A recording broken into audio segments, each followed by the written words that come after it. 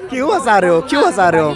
किस इंसान का नाम ले रहे हो यार, जिसकी कोई गरिमा ही नहीं? यहाँ था साफ साफ बीजेपी वालों ने कि हमारे यहाँ इस्तीफा नाम की चीज नहीं होती है।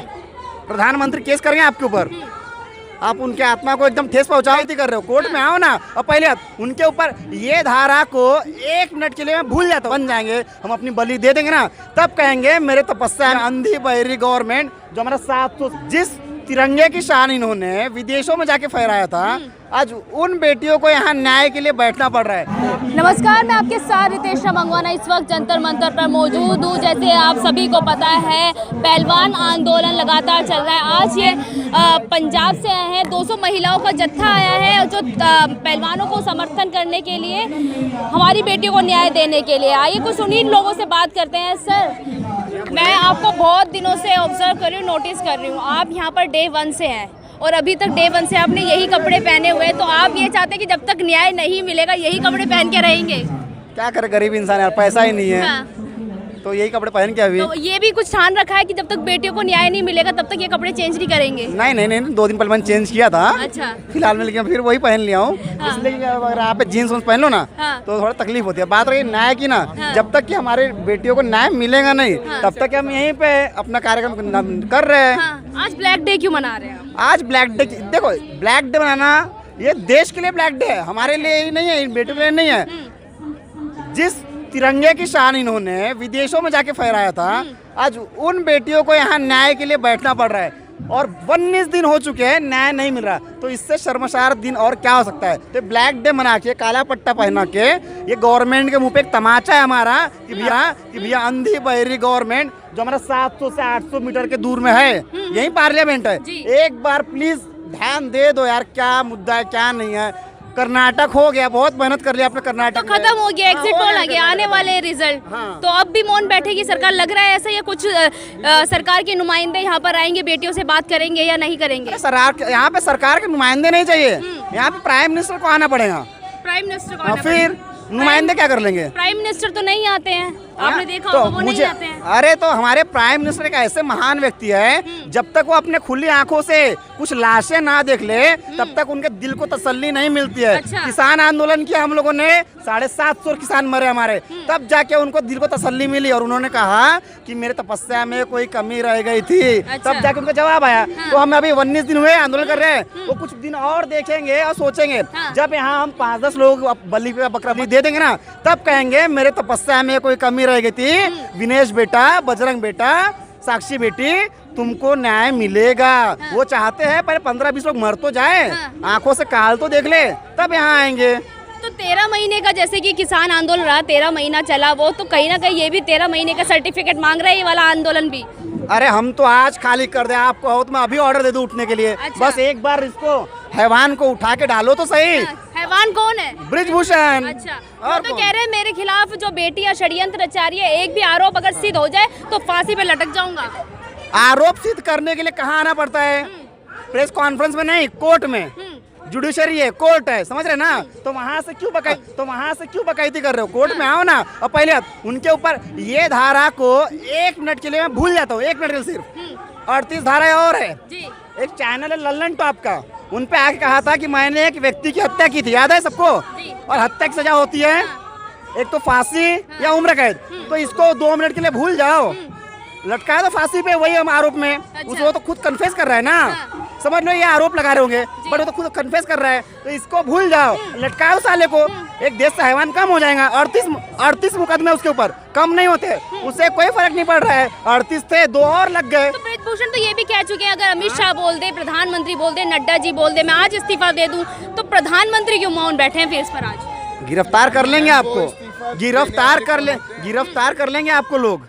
प्रधानमंत्री केस करेंगे आपके ऊपर, आप उनके आत्मा को एकदम ठेस पहुंचाओगे। उन्होंने कहा था साफ साफ बीजेपी वालों ने कि हमारे यहाँ इस्तीफा नाम की चीज नहीं होती है, याद है ना? पर पहलवानों पर ये भी आरोप लगा रहे हैं कि पहलवान जो है राजनीति कर रहे हैं, वो नहीं चाहते कि जो है जैसे कि यूपी के बच्चे हों और तमाम राज्यों के बच्चे वो आगे आए, वो चाहते हैं कि कुश्ती में जो है हमारा दबदबा बना रहे, हरियाणा का दबदबा बना रहे। दबदबा क्या होता है अभी बताता हूँ। ब्रिजभूषण एमपी, उसकी वाइफ एमपी थी, उसका बेटा एमएलए, उसका और जो दामाद है वो बिहार से फेडरेशन का प्रेसिडेंट है, उनका और एक बेटा फेडरेशन में ही है। इसे कहते हैं सारे ठाकुर एक साथ आ गए हैं। वो पूरे जो ब्रिजभूषण की संतानें हैं, बीवी है, उस पे कब्जा कर रही है, उसे कहते हैं कब्जा। आप बताओ ना, यहाँ कौन कब्जा कर रहा है? यहाँ साक्षी मलिक है, यहाँ कोई फोगाट है, यहाँ कोई बजरंग पुनिया है। हरियाणा से ये परिवारवाद का आरोप लगा। हरियाणा से क्यों? सुनो ना, हरियाणा में उनकी औकात है गोल्ड मेडल लाने की ऑल इंडिया पे। उन्हें उतना सपोर्ट मिला, उन्होंने उतनी मेहनत की है। अरे हमारे लोगों ने मेहनत, जैसे मैं महाराष्ट्र आता हूँ, महाराष्ट्र वाले खेल में रुचि नहीं रखते इस चीज में, तो महाराष्ट्र से गोल्ड मेडल नहीं मिला। अरे अगर महाराष्ट्र के लोग मेहनत करेंगे तो आप महाराष्ट्र से इस पहलवान आंदोलन के लिए आए हुए हैं। जी हाँ, उनकी काबिलियत है गोल्ड मेडल लाने की, तो उन्होंने लाए है गोल्ड मेडल, उसमें क्या। और जो गोल्ड मेडल लाए हैं ना, किसी ने, उन्होंने हरियाणा के लिए नहीं लाए हैं, गए थे विदेश में लड़ के आए हैं, वहाँ से देश का तिरंगा रोशन करके आए, और तिरंगा तो पूरे भारत का है, तो हमारी बेटियां ये पूरी भारत की है। वही जो है स्मृति ईरानी केरल स्टोरी आती है, 400 किलोमीटर की दूरी पर आके चली जाती है, पर वही 500 किलोमीटर जंतर मंतर है, 100 किलोमीटर नाप नहीं पाती है। तो कहीं ना कहीं वो भी मंत्री है महिला और बाल उनकी, तो कहीं ना कहीं वो भी अनदेखा कर रहे हैं केरल स्टोरी। क्यों हंसा रहे हो, क्यों हंसा रहे हो? किस इंसान का नाम ले रहे हो यार, जिसकी कोई गरिमा ही नहीं है उस इंसान का। जब 400 रुपए का सिलेंडर था ना, यहीं आके बैठती थी, यहीं आके बैठती थी और कहती थी 400 का सिलेंडर हो गया, 400 का, उस सिलेंडर बैठती थी। आज बेचारी खुद सिलेंडर से फूल गई है यार। क्यों? उसकी क्या गरिमा है? वो भी तो एक महिला, महिलाओं को दर्द समझना चाहिए, क्यों नहीं समझ रही? अगर वो महिला हो के महिला का गरिमा समझती ना, तो यहाँ आके फिर से एक बार बैठती और कहती मेरे बेटियों को न्याय दो, मेरे बहनों को न्याय दो। एक बार बीजेपी में चले गए तो समझ लो तुम्हारा थोड़ा महिलाओं के प्रति जो सम्मान है वो हट जाता उनका। नारा तो देती है ना बीजेपी सरकार, नारा देती है, नारा बताइए। बेटी बचाओ बेटी पढ़ाओ का, और वही प्रधानमंत्री, फिर से बोलो कौन सा? बेटी बचाओ बेटी पढ़ाओ का नारा देती है। मैंने पटाओ सुना था लाइफ में। वो तो स्लिप ऑफ टंग होती है, किसी से भी जबान फिसल सकती है। 600 करोड़ लोगों ने चुना है उन्हें, 600 करोड़। सुने हो ना, ऐसा किसी ने कहा था कि 600 करोड़ जनता ने वोट दिया है, तो ऐसे इंसान भी स्लिप ऑफ टंग। वो तो अभी भी कह रहे हैं कि 140 करोड़ की जनसंख्या का कवच, 600 करोड़ लोगों चुना है। ये मैं नहीं कह रहा हूँ, ये बीजेपी के लोग कह रहे हैं कि हमें 600 करोड़ लोगों ने चुना है। अच्छा, आपने कभी जनगणना की है भारत की? 600 करोड़ लोग रहते हैं यहाँ पे। अच्छा, समझे? तो वही कह रहे हैं युवा भी जिताते हैं, मुझे पसंद करते हैं, मेरा चेहरा काम आता है। अरे हाँ भैया, युवा पसंद करते हैं, मैं पसंद करता हूँ। जब से मोदी जी आए हैं यहाँ पे 2 करोड़ नौकरियां दे दी। ये हमारे पास IAS, ये IPS, ये यहाँ पे देख लो हेड कांस्टेबल, यहाँ पे वकील है, यहाँ पे इंजीनियर है, यहाँ पे फैक्ट्री के मालिक है। पकौड़ा तल लीजिए ना, रोजगार है। वो भी बोलते तो है प्रधानमंत्री, पकौड़ा तलना भी रोजगार ही होता है। अरे तो पकौड़ा तलना रोजगार होता है भैया, हम कब नहीं बोल रहे। एक मिनट, तो एक काम करते हैं भैया, आप साथ में तलोगे मेरे पकौड़ा? आप ये माइक को छोड़ दो, साथ में प्रधानमंत्री को ले लो, पकौड़ा तलते हैं।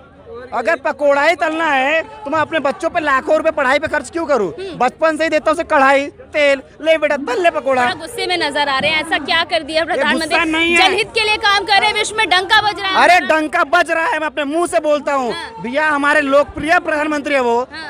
हमारे लिए इतना अच्छा काम किया पूछो मत। मैं जब भी घर से बाहर निकलता हूँ ना, 100 स्मार्ट सिटी घूम के आता हूँ फटाफट। लोकप्रियता में नंबर 1 पर आते हैं। 100 स्मार्ट सिटी घूम के आता हूँ। मैं बुलेट ट्रेन में बैठता हूँ, पानी में भी मेट्रो चलने वाली अरे है। एकदम बुलेट ट्रेन में बैठ के आता हूँ, 100 स्मार्ट सिटी घूम लेता हूँ। मैं हवाई चप्पल पहन के एरोप्लेन में सफर करता हूँ। ये दिन ला दिया हमारे प्रधानमंत्री ने। और लोकप्रिय प्रधानमंत्री है ना, लोकप्रिय कौन होता है? जो लोगों के बीच में एकदम आके भाषण देता है ना।